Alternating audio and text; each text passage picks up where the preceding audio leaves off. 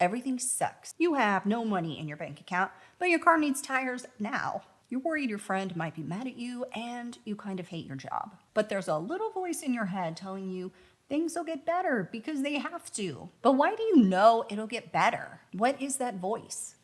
Faith, optimism, trust in the universe or higher power. Faith is what keeps your head up when everything else seems stacked against you. But what does that feeling translate to in astrology? It happens to be the biggest planet in our solar system. In this video, we are talking all about Jupiter. We're going to learn what this king of the planets represents in astrology, what you can learn from your Jupiter placement, including if it's retrograde, how to look out for your next Jupiter return and how to take full advantage of it, but also what shadows Jupiter might try to throw your way that you should watch for. I'm Peggy from The Happy Mystic, and if you're interested in learning to love and understand yourself more through astrology so you have more love to spread into the world, you are in the right place. So grab some tea and let's go. So first off, who is Jupiter? This planet's name comes from Roman mythology, where Jupiter was the king of the gods and ruled the sky and thunder. And in Greek mythology, this equates to Zeus, who was also the king of the gods and the protector of justice and morality. Of course, the actual planet Jupiter in our solar system is huge. Fun fact, Jupiter was on its way to becoming a star,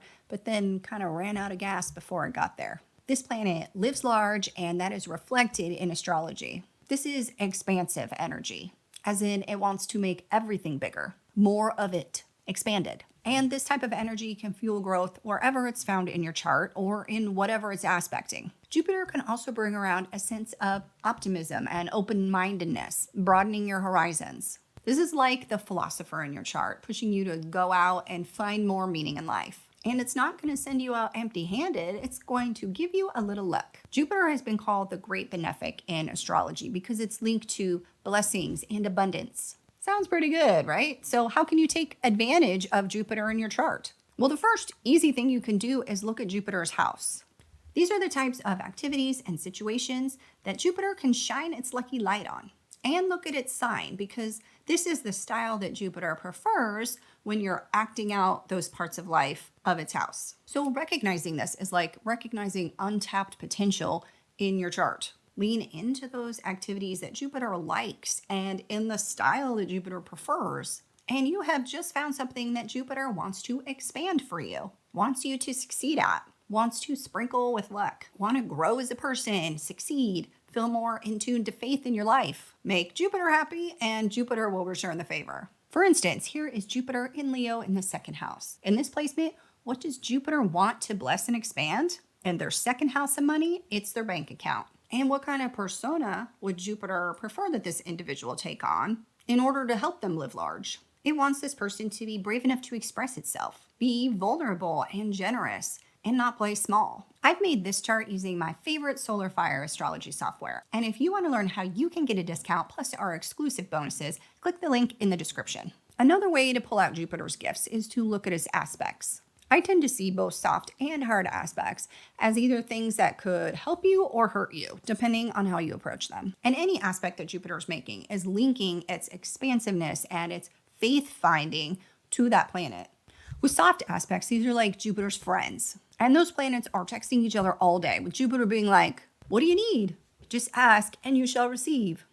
But the hard aspects aren't going to work that way. But these do show you areas in your life that you need to actively work at to resolve. So by working to reconcile this square or opposition you have to Jupiter, you are at the same time strengthening Jupiter. And of course, if you find that Jupiter is conjunct another planet, these two are now inseparable. It's like a married couple, and what's good for one is probably good for the other and vice versa. So settle or harmonize or mediate Jupiter's aspects, and you are feeding Jupiter at the same time. But what if you find that your natal Jupiter is retrograde? Does this change things? If you have natal Jupiter retrograde in your chart, this means that Jupiter was moving backwards at the time of your birth. I mean, it wasn't really moving backwards, obviously, but it just appeared that way from Earth. This can influence how you experience Jupiter's energy. You may have a little bit more of an introspective approach to growth and expansion, meaning it's inner growth or inner expansion or self-discovery that Jupiter is showering with good fortune. So your potential for abundance and faith might stem from the inside.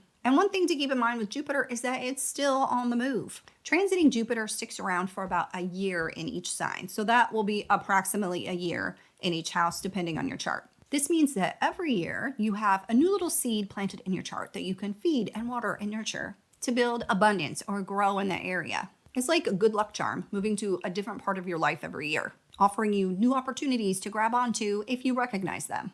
So how could Jupiter use its powers of expansion when it transits through each of your houses? Here's a quick rundown. In your first house, this is enhanced self-confidence, personal growth, and new beginnings. In your second house, financial abundance, increased self-worth, and material success. To your third house, it can bring improved communication, curiosity, and intellectual growth. In your fourth house, this might look like expansion in your family life, emotional growth, and finding your roots. Jupiter transiting through your fifth house could bring enhanced creativity, romantic opportunities, and just all around more enjoyment in life. In your sixth house, it could bring work opportunities or ways to use your generosity to serve others. In your seventh house, it might bring growth in relationships or partnerships, cooperation. In your eighth house, it might enhance the opportunities you have to transform and deepen your intimacy. Jupiter is at home in the ninth house, and we're talking about spiritual growth here. Long distance travel, higher education opportunities, things that will expand your mind. In your 10th house, Jupiter could bring career growth, maybe public recognition, or a bit of luck when it comes to achieving your long-term goals. In your 11th house, Jupiter might expand your social circles. It also might make you more confident in your future plans. And it's back home again in the 12th house. So expanded faith, heightened intuition, and healing. And since Jupiter runs through each sign about once a year, this means that every 12 years, you get a Jupiter return.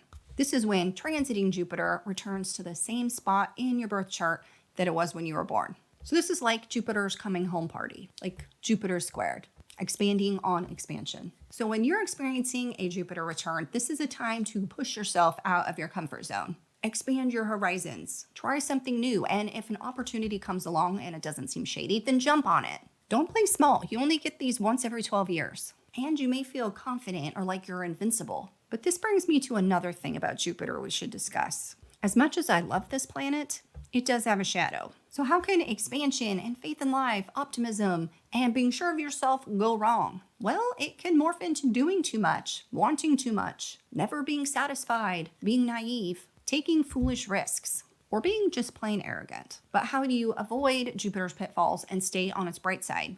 Well, that's a good question, and the only answer I have for that is self-awareness. Just like how you analyze Jupiter in your chart, whether it's natal or transiting, for how you can bask in its gifts, you also need to ask yourself how it could all go terribly wrong if you let it. And then just try not to let it. But just like with anything, sometimes you have to try to find a balance and then adjust as needed. This is true for Jupiter and every other planet in your chart. And if you want to find out what functions those other planets serve, you can find out in this video. So go spread some love and take care.